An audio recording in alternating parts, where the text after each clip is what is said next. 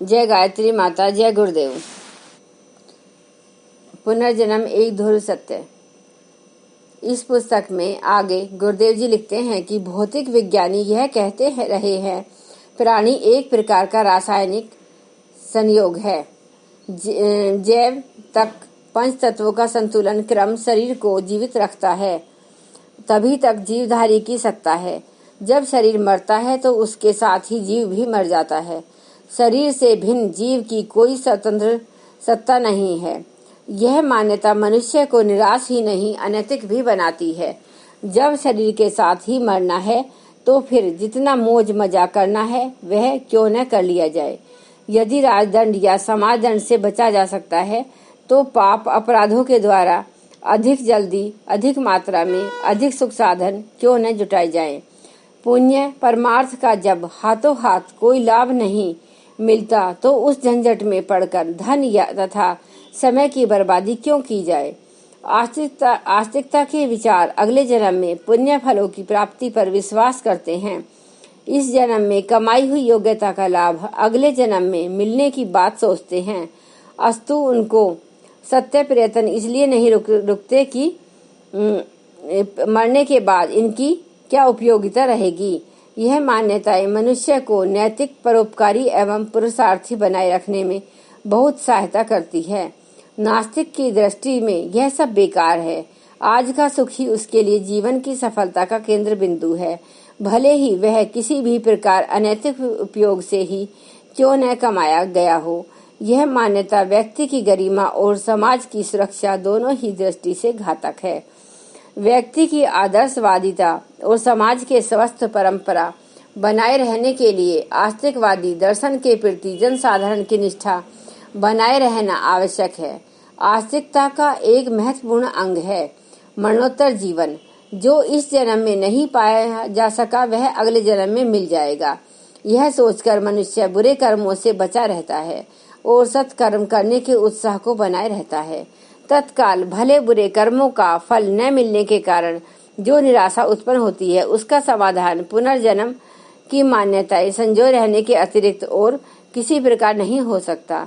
समाज, संगठन और शासन सत्ता में इतने छिद्र हैं कि भले कर्मों का सत्परिणाम मिलना तो दूर, बुरे कर्मों का दंड भी उनके द्वारा दे सकना संभव नहीं होता।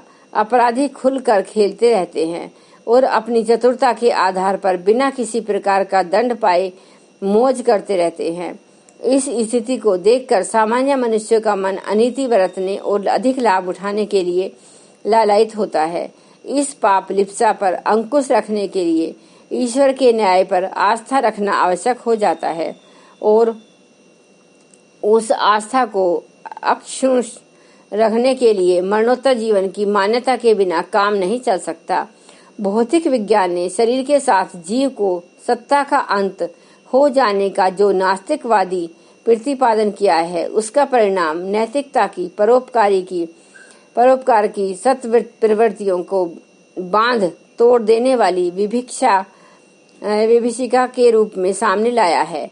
आवश्यकता इस बात की है कि उस भ्रांत मान्यता को निरस्त किया जाए। मरणोत्तर जीवन के दो प्रमाण ऐसे हैं जिन्हें प्रत्यक्ष रूप में देखा, समझा और परखा जा सकता है। एक, पुनर्जन्म की स्मृतियां। नंबर 2, प्रेत जीवन का अस्तित्व।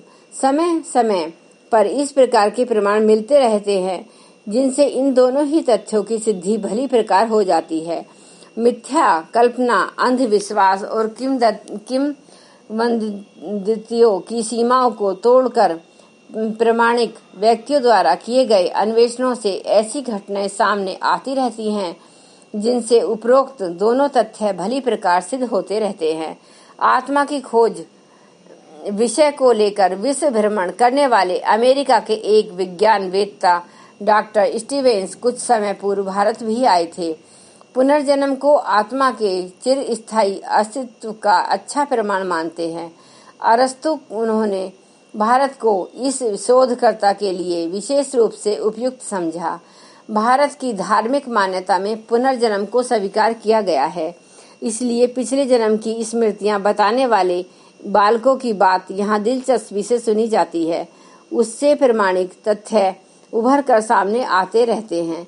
अन्य देशों में यह स्थिति नहीं है। ईसाई और मुसलमान धर्मों में पुनर्जन्म की मान्यता नहीं है। इसलिए यदि कोई बालक उस तरह की बात करे तो उसे शैतान का प्रकोप समझकर डरा धमका दिया जाता है, तो उभरते तथ्य समाप्त हो जाते हैं। डॉक्टर स्टीवनसन ने संसार भर से लगभग 600 घटनाएं एकत्रित की हैं, जिनमें किन्हीं व्यक्तियों द्वारा बताए गए उनके पूर्वजन्मों के अनुभव प्रमाणिक सिद्ध हुए हैं। इनमें बड़ी आयु के लोग बहुत कम हैं। अधिकांश 3 से लेकर 5 तक के बालक हैं। नवोदित कोमल मस्तिष्क पर पूर्व जन्म की छाया अधिक स्पष्ट रहती है। आयु बढ़ने के साथ साथ वर्तमान जन्म की जानकारियां इतनी अधिक लग जाती हैं कि उस दबाव से पिछले स्मरण की विस्मृति के गर्त में गिरते चले जाते हैं।